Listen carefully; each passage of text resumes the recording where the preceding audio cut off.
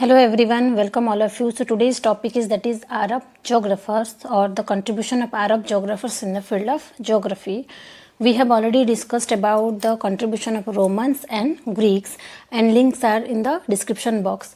So the Arab geographers or generally the Arab geography or Muslim geography began in 8th century.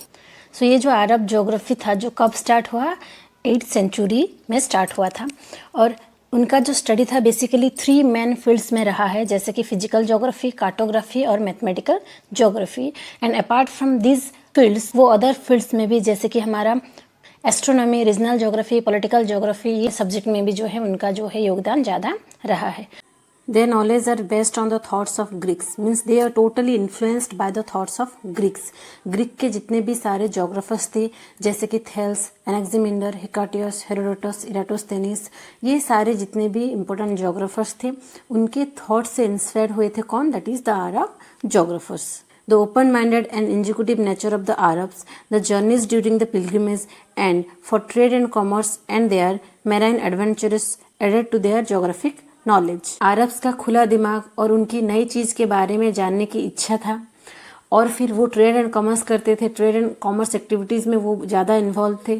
Travelling means वो एक जगह से दूसरी जगह जाते थे, नए नए धार्मिक स्थानों पर जाते थे और फिर उनका जो मैराइन एडवेंचरस, ये सारे इन्फॉर्मेशन जो है वो इम्पोर्टेंट रोल प्ले करता है उनके जोग्राफिकल नॉलेज को एनहांस करने में. और ये जो अरब जोग्राफर्स थे, basically Arab geographers and the scholars have played significant role in the evolution and development of geography as a discipline since medieval time. Arab geographers जो हैं वो बहुत ही इंपॉर्टेंट रोल प्ले करते हैं मिडिएबल टाइम में. Geography को एक डिस्टिंक्ट डिसिप्लिन में वो लेके आए हैं. कौन? That is the Arab geographers. कुछ ऐसे अरब जोग्राफर्स हैं, इंपॉर्टेंट अरब जोग्राफर्स, जैसे कि हमारे अल बिरूनी, अल मसूदी, अल इद्रिसी, इब्न खालदम, इब्न बटूटा, अल बल्खी. तो ये सारे अरब जोग्राफर्स जो हैं वो बहुत ही इंपॉर्टेंट रोल प्ले करते हैं जोग्राफिकल स्टडी में. सो वन बाय वन हम जानते हैं. पहले जानेंगे हम अल बल्खी के बारे में. अल बल्खी जो है उनका पूरा नाम क्या था? दैट इज अबू जयाद अहमद इब्न साहिल अल बल्खी, जिनका जन्म कब हुआ था? इन 850 CE में हुआ था. कहाँ पर हुआ था? समिस्टियन में हुआ था. समिस्टियन अब अफगानिस्तान में लोकेटेड है. Okay. He founded Balkhi school of terrestrial mapping in Baghdad. Baghdad में वो किन चीज के फाउंडर थे? That is the Balkhi school of terrestrial mapping. Al Balkhi क्या करते थे? He gathered climatic data and information from the Arab travellers. जितने भी अरब ट्रैवलर्स थे, अरब के जितने भी लोग ट्रैवल करते थे एक जगह से दूसरी जगह, उन सब लोगों से सारे जो है उन्हीं एरिया के क्लाइमेट के बारे में या उन एरिया के क्लाइमेटिक कंडीशन के बारे में जो है वो सारे इंफॉर्मेशन लाते थे. और उसी इंफॉर्मेशन के बेसिस पे वो क्या किए थे? He prepared the first climatic atlas of the world which is entitled as that is Kitabul Askal. वो जितने भी सारे अरब ट्रैवलर्स से जितने भी सारे क्लाइमेटिक डाटा लेके आते थे, उन्हीं सब डाटा एंड इन्फॉर्मेशन से वो पहले क्लाइमेटिक अटलास का जो है वो प्रिपेयर किए थे, जिसको किन नाम से जाना जाता है? That is Kitabul ASCOL. सो ये अल बल्खी के बारे में था. नेक्स्ट हम अल मसूदी के बारे में पढ़ेंगे. अल मसूदी जो थे वो बहुत बड़े जोग्राफर भी थे, हिस्टोरियन भी थे और एक बहुत बड़े ट्रैवलर भी थे. उनका जो जन्म हुआ था 896 AD में हुआ था और उनका जो मृत्यु कब हुई थी? इन 956 AD. अल मसूदी को हेरोडोटस ऑफ अरब भी बोला जाता है, बिकॉज उनका जो इंटरेस्ट है ज्योग्राफी में भी रहा है और हिस्ट्री में भी रहा है, इसीलिए उनको हेरोडोटस ऑफ अरब बोला जाता है. He was born in late 9th century in Baghdad and died in 956 AD. Al Masudi का जो जन्म हुआ था वो 896 AD में हुआ और उनका जो डेथ कब हुआ? 956 AD में हुआ. उनका जो इंटरेस्ट था basically his main interest was in history and geography. Okay. उनका जो ज़्यादा इंटरेस्ट कौन सब्जेक्ट में रहा है? कौन सा सब्जेक्ट में? That is in the history and geography. He contributed into the field of cosmology, astronomy, Islamic laws, metrology, history, Arabic folklore.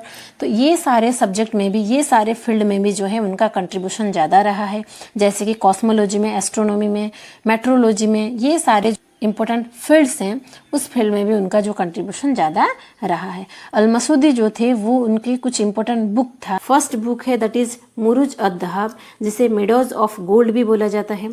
Second one book is that is Kitab Akhbar al Zaman, the history of time. Third one is that is the किताब al Awsat and fourth one is that is किताब अल तनबहल इसरा। So ये 4 important books हैं and he was the first Arab to combine history and scientific geography in a large scale work that is मुरूज अद-दहाब। सो अल-मसूदी जो थे वो पहले ऐसे अरब जोग्राफर्स थे जो कि हिस्ट्री को और ज्योग्राफी को कंबाइंडली रिप्रेजेंट किए थे एक बुक में दैट इज मुरूज अद-दहाब। अल-मसूदी जो थे वो बहुत ही बड़े ट्रैवलर थे, वो बहुत जगह घूमे थे जैसे कि Persia, Syria, Armenia, central Asia, Oman, India, Ceylon, Madagascar, ये सारे जगह जो है वो घूमे थे।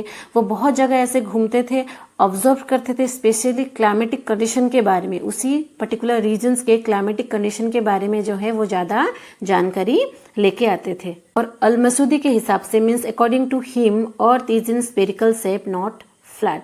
उनके हिसाब से अर्थ का जो शेप है कैसा टाइप का है that is in spherical shape, flat नहीं है। He classified the inhabited world to 7 regions like Persian, Chaldeans, Greeks, Egyptians and Libyans, Turkish, Hindus। तो वो इनहेबिटेड वर्ल्ड को अकॉर्डिंग टू लैंग्वेज 7 टाइप्स में कैटेगराइज किए थे, 7 रीजन्स में, जैसे कि Persian regions, Chaldeans, Greeks, Egyptians, Libyans, Turkish, Hindus. वो ये भी बोले थे कि he pointed out that the Indian Ocean was connected with Atlantic Ocean. वो ये भी बताए थे कि इंडियन ओशन जो है वो किन ओशन से कनेक्टेड है दैट इज अटलांटिक ओशन से। He said that the salt in the sea and ocean comes from the land areas. वो ये भी बोले थे कि जो महासागर का जल है और जल में जो सैलिनिटी है, जो नमक है, वो सारे लैंड से ही आता है। ओके, तो सैलिनिटी जो है वो कहाँ से आता है that is from the land. He try to describe the relationship between man and environment. वो मैन एंड एनवायरमेंट के रिलेशनशिप के बारे में भी बताए थे। सो वो ये बोले थे कि man and environment are interrelated and interdependent with each other. He tried to explain the formation of clouds by evaporation of water. वो कोशिश किए थे ये बताने के लिए कि क्लाउड का फॉर्मेशन कैसे होता है। तो वो ये बोले थे कि क्लाउड का फॉर्मेशन इवापोरेशन के प्रोसेस से होता है, ये एक्सप्लेन किए थे। According to him the surface of the sea is curved. Okay, तो उनके हिसाब से जो सी का या सागर का जो है शेप कैसा है दैट इज कर्व। ओके, सागर का शेप कर्व, ये कौन बोले थे that is al-Masudi. He provided description about the effect of environment on the mode of life and attitudes of people and held an opinion on environmental determinism.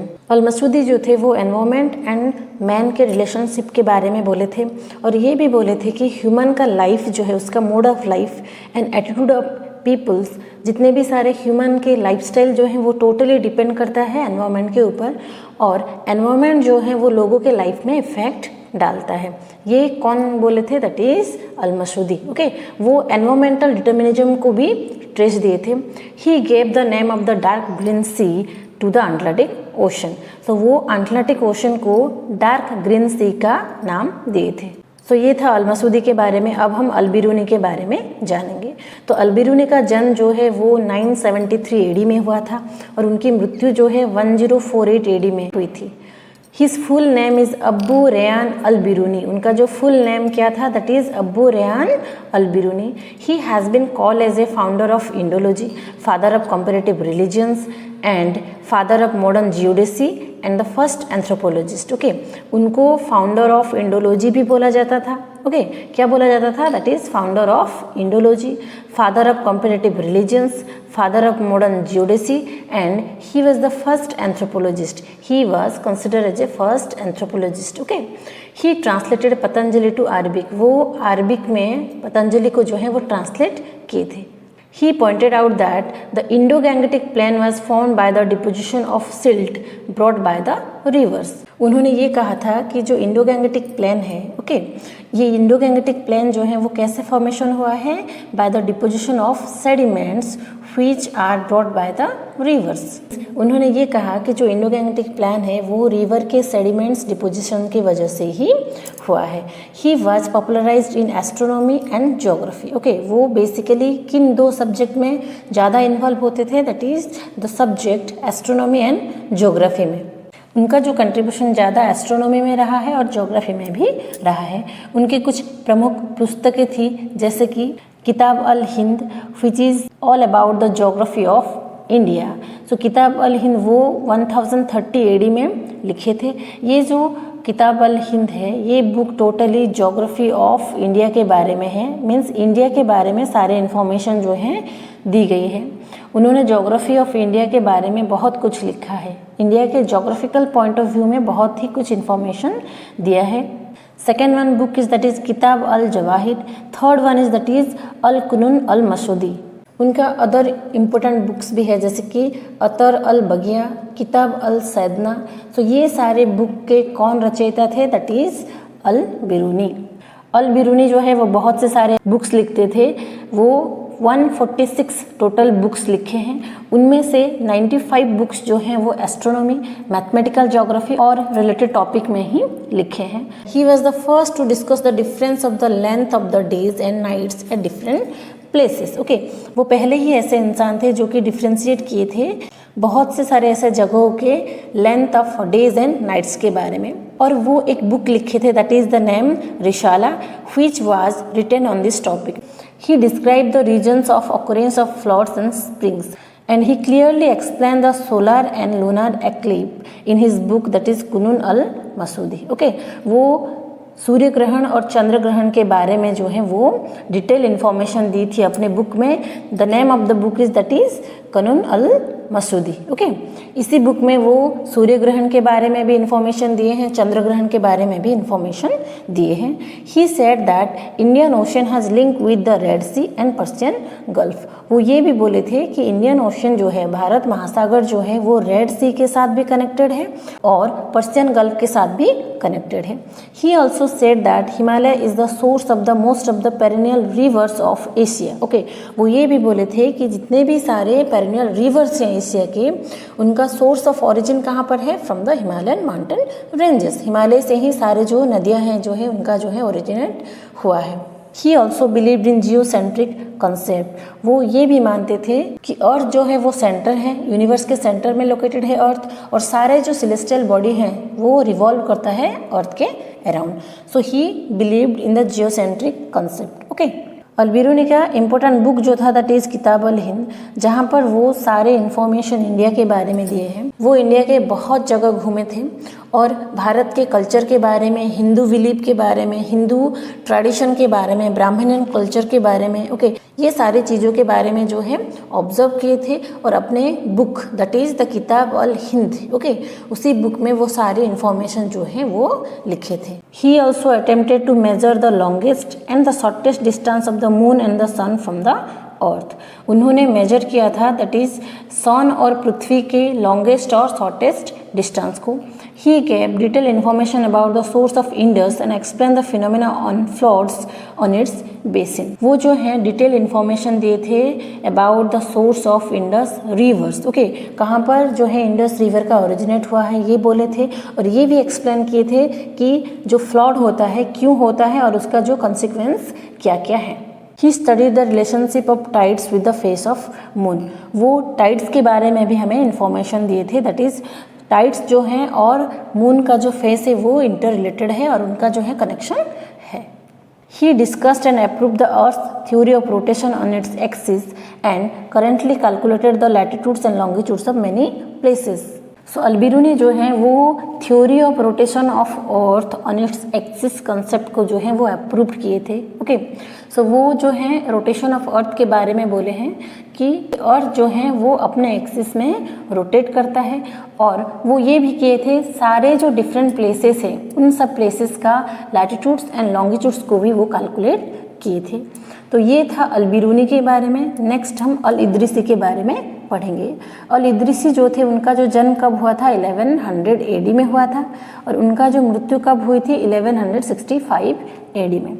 उनका full name क्या था, that is al Sharif al Idrisi al Qurtubi. उनका जो full name है that is his full name is al Sharif al Idrisi al Qurtubi.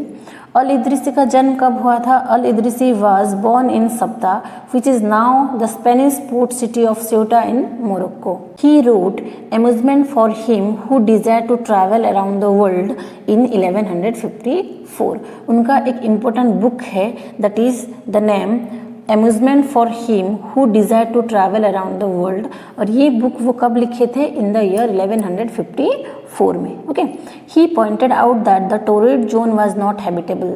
वो ये बोले थे कि टोरिड जोन है, that zone is not suitable for the human habitat. क्यों? बिकॉज टोरिड जोन में ज़्यादा गर्मी रहती है, इसी वजह से उसी जगह में लोग रह नहीं सकते। उनका बहुत बड़ा अचीवमेंट है, that is in 1166 he built a large global map. वो बहुत ही बड़े वर्ल्ड मैप जो है वो बनाए थे इन 1166 में। और ये जो मैप वो बनाए थे, okay, he also made a world map which divided earth north of equator into 70 sections and wrote a book title किताब रोजर। ये जो मैप बनाए थे अल इदरीसी ने, जो वर्ल्ड मैप बनाए थे, वहीं पर वो अर्थ के नॉर्दर्न पार्ट को, ओके, मीन्स इक्वेटर के नॉर्दर्न पार्ट को जो है 70 सेक्शंस में डिवाइड किए थे। और ये सारे जो हैं वो अपने किताब में लिखे थे, दैट इज इन द किताब रुजुर। अल इदरीसी का कंट्रीब्यूशन जो है वो बोटनी में भी रहा है। He did not agree with the Greeks classification of world into 5 climatic zones और divisions and provided a more sophisticated classification based on climate. Okay, जो ग्रीक के द्वारा डिवाइड किया गया था 5 क्लाइमेटिक जोन्स, उसे वो डिनाई किए थे, उसे वो डिसएग्री किए थे और उनके हिसाब से, अपने हिसाब से क्लाइमेट के बेसिस पे वो क्लाइमेटिक रीजन्स का जो है वो डिवाइड किए थे। नेक्स्ट जो है हम इब्न बटूटा के बारे में पढ़ेंगे। इब्न बटूटा का जन्म जो है वो 1304 एडी में हुआ था और उनका जो मृत्यु है 1368 एडी में हुई थी। उनका जन्म कहाँ पर हुआ था? He was born in Tangier in 1304 AD. उनका एक बुक था, that is he wrote the book Rihla, that is किताब al Rihla, which relate to soil, agriculture, economy, political, history of Muslim world of his own time. वो एक book लिखे थे, that is the name Rihla और Kitabul रिला। उसी book में वो मुस्लिम world के बारे में, मुस्लिम लाइफ के बारे में, उसी रीजन्स के soil, agriculture, economic, political and historical life of the Muslim, ये सारे जो हैं इंफॉर्मेशन दी थी। कौन से बुक में? In the Rihla book. और इब्न बटूटा जो है वो बहुत ही इससे डिज़ायर रखते थे घूमने का, मीन्स वो बहुत सारे कंट्रीज घूमे थे। ही ट्रैवल फॉर अबाउट 28 ईयर्स। वो कितने साल घूमे थे? 28 साल, ओके, 28 ईयर्स घूमे थे। And he covered more than 120,000 kilometre. He was the only medieval traveller who is known to have visited the land of every Muslim rulers of his time। वो ऐसे पहले ही मीडिएवल ट्रैवलर थे वो, जो कि उनके टाइम में सारे जितने मुस्लिम रूलर्स थे उनके यहाँ जो है वो विजिट किए थे। His primary interest was in people's life. उनका जो मेन इंटरेस्ट कहाँ पर था? लोगों के लाइफ के बारे में स्टडी करना, लोगों के लाइफस्टाइल कैसा है, वो कैसे रहते हैं, उनका कल्चर, उनका ट्रेडिशन, ये सारे में जो है उनका जो है इंटरेस्ट ज़्यादा रहा है। He came to Delhi on the invitation of Mohammad bin Tughlaq and serve as qazi of Delhi. Okay, वो जो हैं दिल्ली आए थे किनके इन्विटेशन पर? मोहम्मद बिन तुगलक के इन्विटेशन पर, और दिल्ली में वो एज ए काजी जो है वो सर्वाइव किए थे। नेक्स्ट जो है इब्न खालदम के बारे में। इब्न खालदम जो है वो बेसिकली एक इम्पोर्टेंट कंट्रीब्यूशन के लिए जाने जाते हैं, that is his book Muqaddama। Okay, his main work was Muqaddama, the introduction of history, which also deals with the human society and natural environment। तो ये जो मुकदमा बुक है वो कौन से टॉपिक में, कौन से टॉपिक रिगार्डिंग है? That is this book deals with the human society, human के लाइफ के बारे में और नेचुरल एनवायरनमेंट के बारे में जो है वो लिखी गई है, that is the book Muqaddimah. He was the first to give interest in the study of human environment. वो पहले ही ऐसे इंसान थे जो कि ह्यूमन एंड एनवायरनमेंट रिलेशनशिप को ज़्यादा इम्पोर्टेंस दिए थे। उनके हिसाब से according to him the population along with the equator was thin, but away from the equator there was greater concentration of population up to the latitude of 60 degree. Okay, उनके हिसाब से जो है इक्वेटोरियल रीजन्स में जो है वो human concentration जो है वो बहुत ही कम है, पर इक्वेटर के अगर आगे जाएंगे, ओके, अबाउट 60 डिग्री लैटिट्यूड जाएंगे तो पॉपुलेशन का कंसंट्रेशन जो है वो ज़्यादा है। वो ये बोले थे, कौन?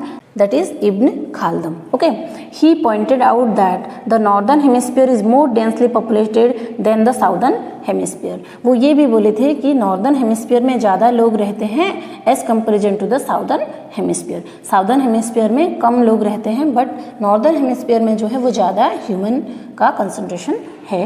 He accepted 7 climatic zones. Okay, वो 7 क्लाइमेटिक जोन्स डिवीजन को जो है वो एक्सेप्ट किए थे।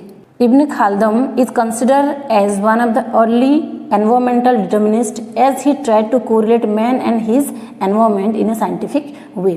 इब्न खालदम जो है वो इट मीन्स एक एनवायरमेंटल डिटर्मिनिस्ट के हिसाब से कंसिडर किए जाते हैं बिकॉज उनका जो इंटरेस्ट रहा है बोथ ह्यूमन एंड एनवायरमेंट के रिलेशनशिप के बेसिस पे ओके वो ज़्यादा इन्वॉल्व रहे हैं कि how the human being and environment are interrelated and interdependent with each other. तो ये था हमारा अरब जोग्राफर्स के बारे में, कुछ इंपॉर्टेंट अरब जोग्राफर्स के कंट्रीब्यूशन के बारे में हमने पढ़ा। और नेक्स्ट क्लास में जो हम मॉडर्न जोग्राफर्स के बारे में पढ़ेंगे, इंडियन जोग्राफर्स के बारे में पढ़ेंगे और अदर जोग्राफर्स के बारे में भी कवर करेंगे। Thank you all of you.